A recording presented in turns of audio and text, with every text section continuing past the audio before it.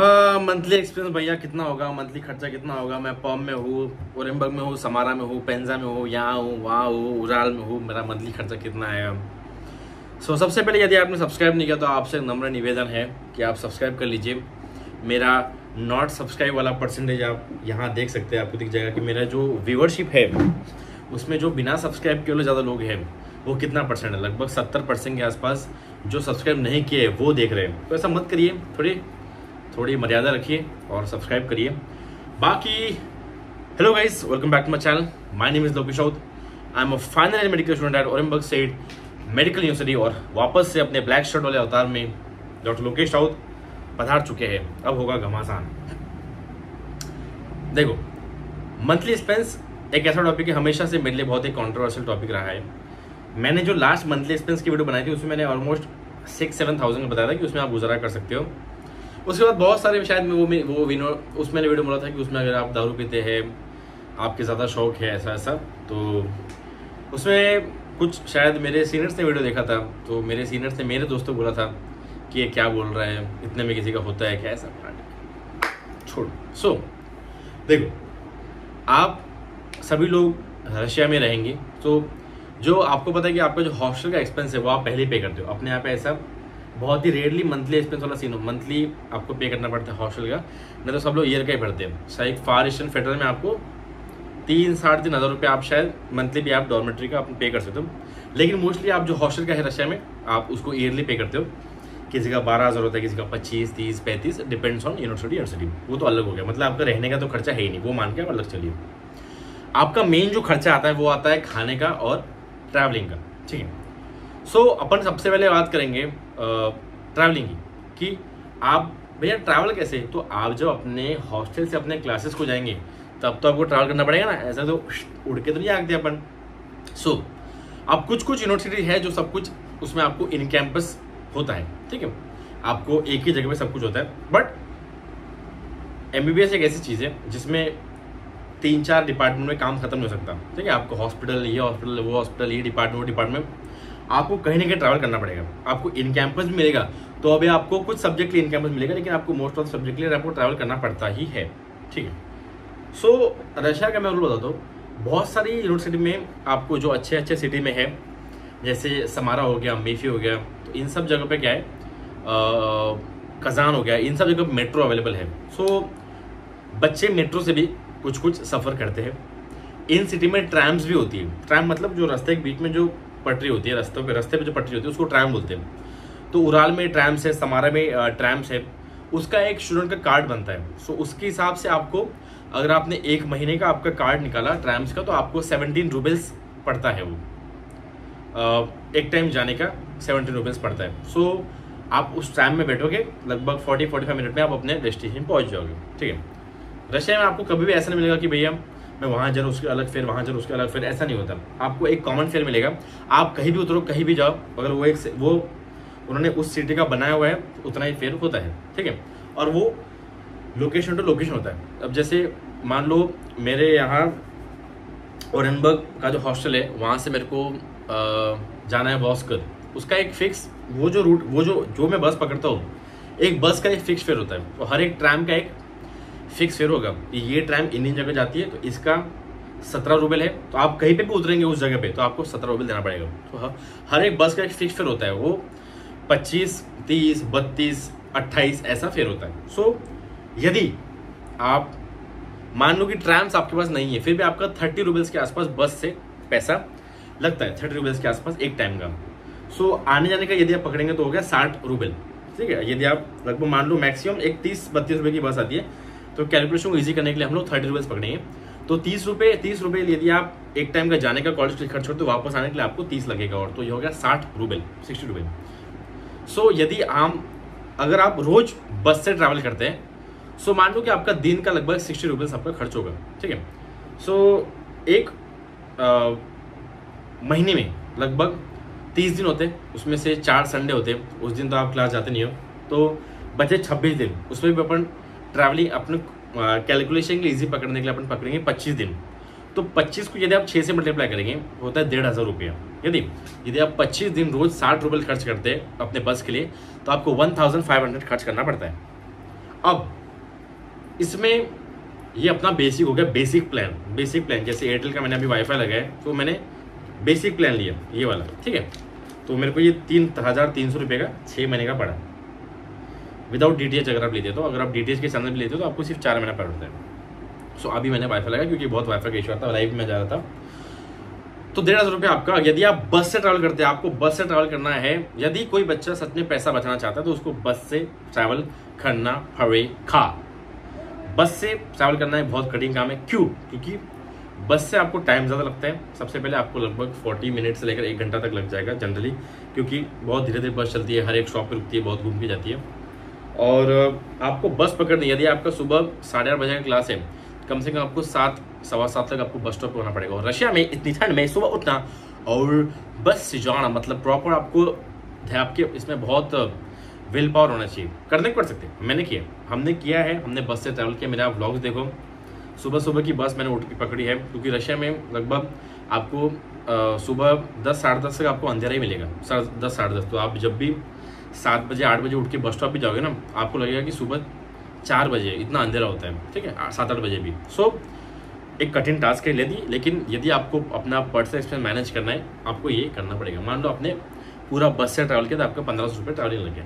यदि इसमें मान लो कि आपने बोला कि भैया मैं कम से कम 25 दिनों में से लगभग 7-8 दिन कभी कभी टैक्सी से भी जाऊँगा और बाकी बचे हुए दिन बस से जाऊँगा, इसमें आप मान लो 1000 रुपये और जोड़ लो फिर टैक्सी की। अब टैक्सी का आपको पता है, तो टैक्सी के लिए वहाँ पे मेनली चलता है उबर और यांडेक्स, ये 2 कंपनी मेन वहाँ पे चलती है। जनरली उबर ही बच्चे यूज़ करते हैं, उबर का थोड़ा फेयर सस्ता होता है। उबर यदि आप करते हो, एक उबर में 4 लोग बैठते हैं, तो आपके हमेशा टैक्सी के पार्टनर फिक्स हो जाएंगे। एक ग्रुप में कभी टैक्सी के पार्टनर फिक्स हो जाते हैं, वही 4 लोग हमेशा उसी क्लास के उसी टैक्सी में आते हैं, और टैक्सी का आपका ग्रुप ही बन जाता है वो 4 लोग का, ठीक है। सो एक टैक्सी अगर आप करते हैं, आपको कम से कम 200 से 250 रुपये की एक टैक्सी पड़ती है मित्रों, ठीक है। मान लो कि आपको अगर 250 रुपये टैक्सी पड़ी तो आपको एक टाइम का, एक आदमी को एक टाइम का 250 डिवाइड बाय 4 लगभग 60 रुपये मान लो, कैलकुलेशन लीजिए, 60 रुपये आपको एक टाइम का लगता है टैक्सी में आने का, फिर से टैक्सी में 120। तो यदि आप 10 दिन भी टैक्सी से आना जाना करते हैं, 25 में से 10 दिन, तो आपका 1200 रुपये हो गया।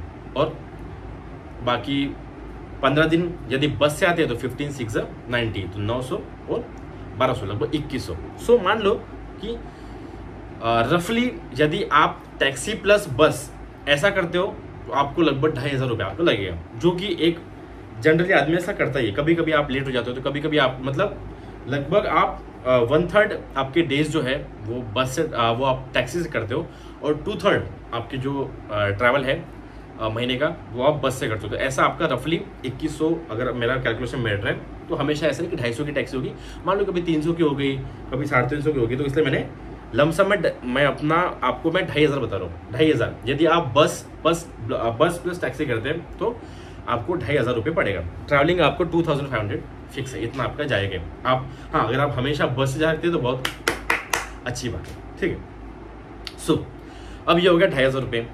अब बहुत सारे यूनिवर्सिटी में अभी इंडियन मेस है, सब में अभी ऑलमोस्ट इंडियन मेस खुल चुके हैं। सो हर जगह आप जाएंगे, अगर आपको कोई काउंसिल आपका बोलता है कि इंडियन मेस 70,000 रुपये, 80,000 रुपये, ऐसा नहीं होता। हर कॉलेज में लगभग 1200 से 1400 डॉलर की मेस होती है। 1 लाख, 1,10,000, 1,15,000 की आपको फर्स्ट ईयर की मेस पड़ेगी। तो जहाँ जहाँ मेस है वहाँ मेस फर्स्ट ईयर कंपलसरी होती है उन कॉलेज में। लेकिन यदि मान लो कि आपके कॉलेज में मेस नहीं है, जैसे फिलहाल क्यूबान में मेस नहीं है,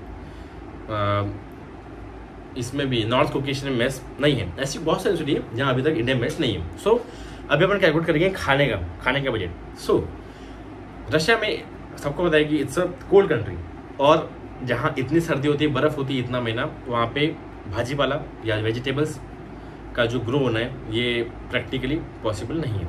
तो मेनली जो भी रशिया में आपको वेजिटेबल मिलेगा वो आपको इम्पोर्टेड ही मिलेगा। यदि आप नवंबर, दिसंबर, जैन, फेब, मार्च, अप्रैल, इन 6 महीनों में यदि आप जो भी भाजीपाला खा रहे हो वो आपको मेनली इम्पोर्टेड मिलेगा। प्याज और आलू और गाजर छोड़ के, या बीटरूट, तो वहाँ प्याज का जो रेट है वो लगभग आपको 28 रुपीज़ किलो, 35, 40, 42 इस रेंज में आपको 1 किलो का प्याज आ जाएगा।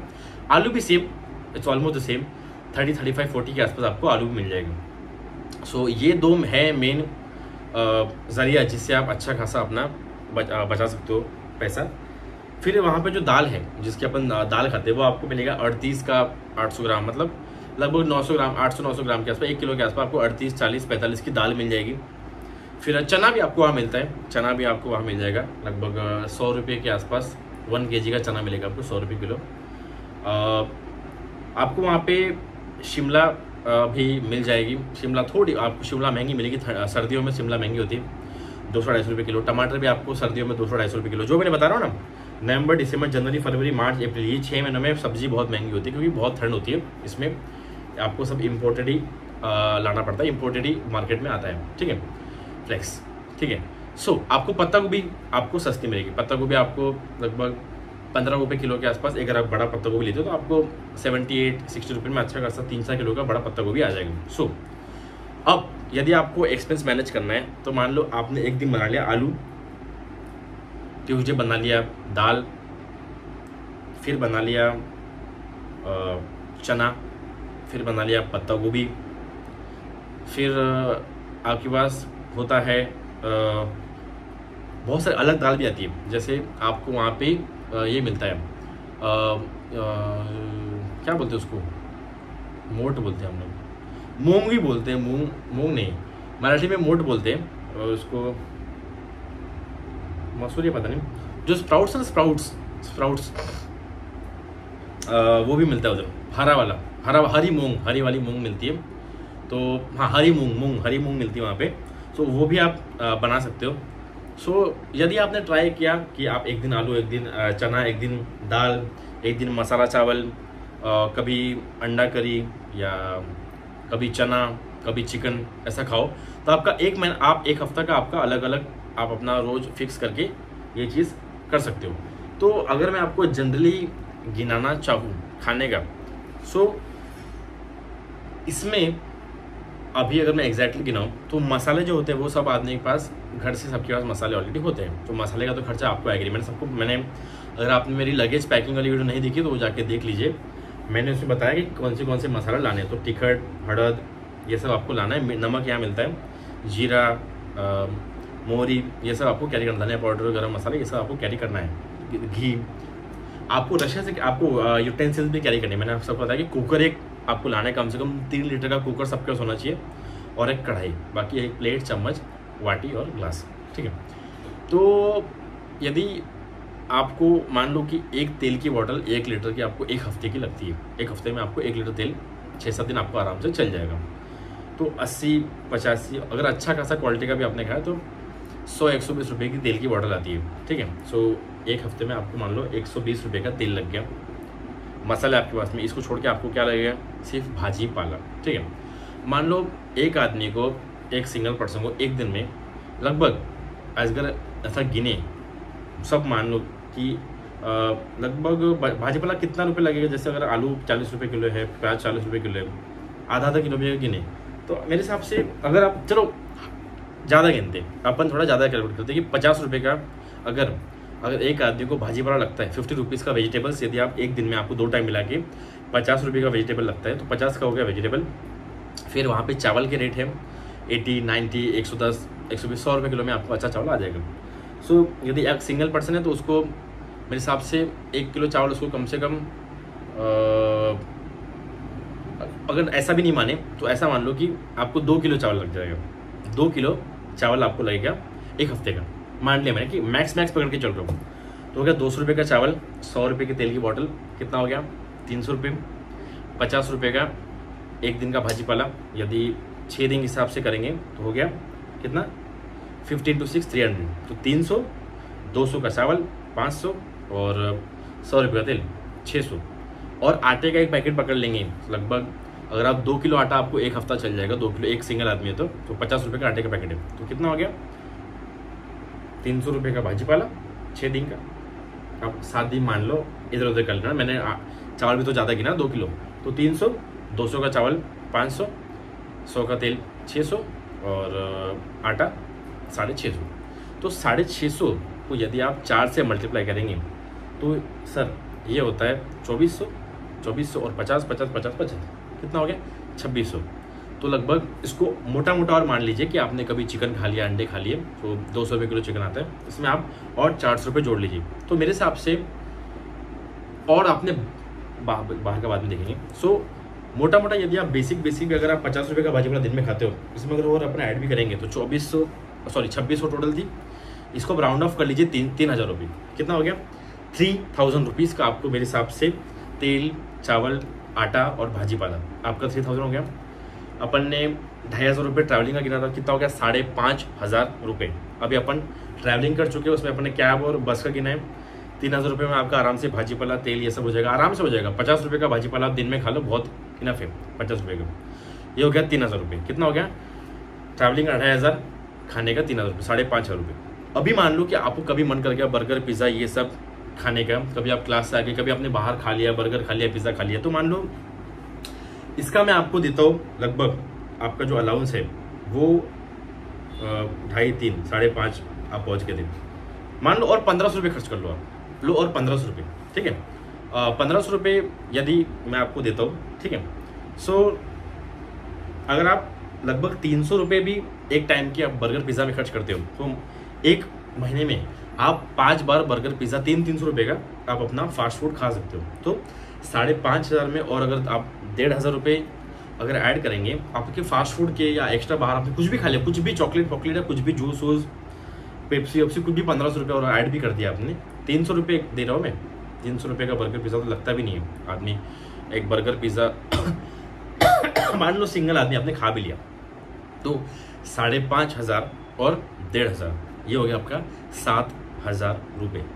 तो 7000 में आप खाना पीना, घूमना, बर्गर, पिज़्ज़ा इत्यादि का आप सेवन कर सकते हैं आराम से। आई थिंक 7000 में अगर आपने प्रॉपर आपका मैनेज किया तो ये सब आपका मैनेज हो जाएगा। अब कुछ लोग बोलेंगे कि भैया फिर दूध लेना पड़ता है ना, जो दूध कितने का हो जाएगा, दूध 40 रुपये लीटर दूध आता है, ठीक है, 40 रुपये लीटर दूध आता है। मान लो आपने दिन का एक दूध पैकेट और ले लिया, दिन का एक दूध पैकेट 1 लीटर दूध रोज ले लिया, तो 30 दिन का 330 × 4 1200 रुपये, 7000 में और 1200 ऐड कर लो, कितना हो गया 8000 रुपये। दूध हो गया, भाजी पाला हो गया, आटा हो गया, चावल हो गया, ट्रैवलिंग हो गया, सब तो हो गया। सो मेरे हिसाब से अगर यदि कोई बच्चा सच में मैनेज करना चाहता है कम पैसों में, या एकदम लिमिटेड मतलब एकदम ठीक ठाक खा के, ज़्यादा बदमाशी ना करके, ज़्यादा उत्माद ना करके, आपको 7 से 8000 रुपये एक महीने का आराम से आप मंथली एक्सपेंस, आपका खाना पीना घूमना, आप इसमें निकाल सकते हो। 7 से 8000 मेरे हिसाब से इनफ है। ये मेरा कैलकुलेशन है। यदि इसमें किसी को गलत लगता है, तो मैंने कुछ चीज़ अगर छोड़ दी है तो आप बिल्कुल बताएं मुझे। लेकिन अगर आप बेसिक अपना जीवन जीना चाहते हैं, कम पैसों में अपना गुजारा करना चाहते हैं, आई थिंक कि 8000 रुपीज़ मोर देन इनफ है। मैंने फर्स्ट डे में 4-5 हज़ार रुपये महीना निकाला है, 4000 में निकाला है।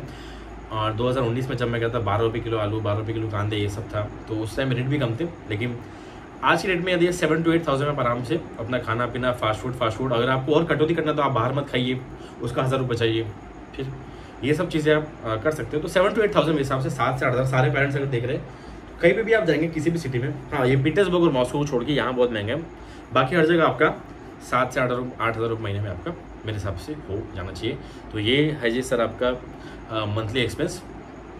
बाकी फिर आपका गर्ल्स कुछ बोलेंगे भैया तो शॉपिंग नहीं करेंगे तो जिंदा कैसे रहेंगे, तो शॉपिंग भी तो करना, फिर आप अपना हिसाब लगा सकते हैं, अपना शॉपिंग अलग जोड़ सकते हैं। तो वो तो आपकी शायद बेसिक एक नीड होती है गर्ल्स की, तो शॉपिंग तो महीने में एक बार तो जाना ही जाने, तो फिर कठिन हो जाएगा काम, ठीक है।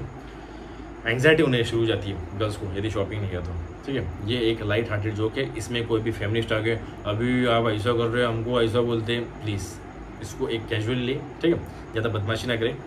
सो 7 to 8000 monthly expense, this is Lokesh रोज।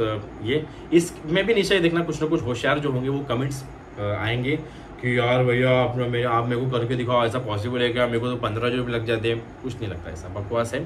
मैं 5 साल से रह रहा हूँ, पागल नहीं हूँ, ठीक है। और मैंने सब चीज़ें करके देखी, मैं इतने में निकालता हूँ, मेरे सब दोस्त भी इतने में ही मेरा निकालते हैं।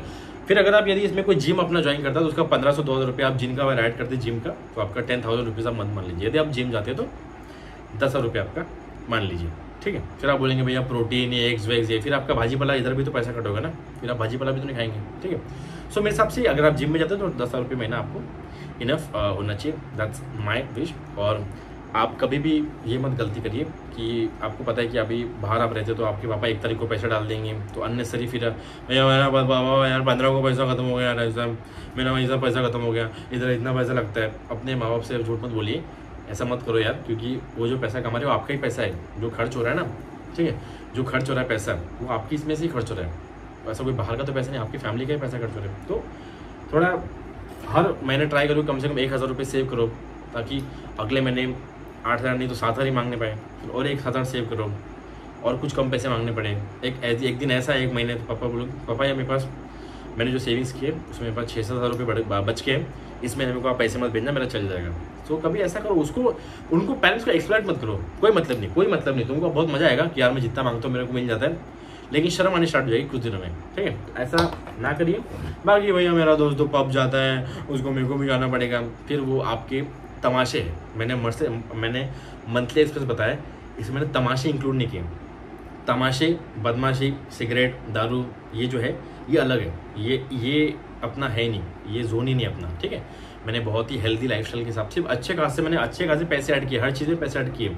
2100 था ट्रैवलिंग का, उसको 2500 किया, ठीक नहीं किया। 2600 खाने का था, उसको 3,000 किया। आपको 1,500 रुपये फास्ट फूड का दिया, 1,000 रुपये का दूध दिया, और क्या।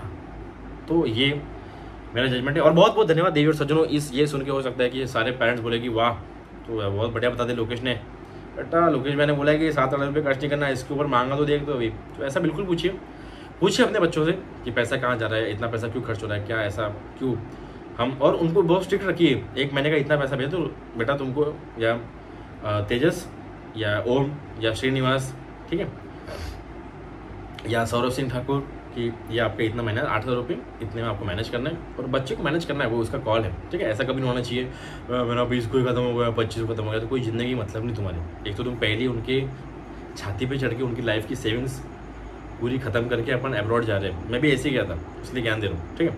तो उसके बाद भी अगर तुम उन्हीं को एक्सप्लॉइट करोगे तो कोई मतलब नहीं आपकी ज़िंदगी का, ठीक है। सो बहुत बहुत धन्यवाद, और सब्सक्राइब करिए, और मिलते हैं नेक्स्ट वीडियो में। Thank you.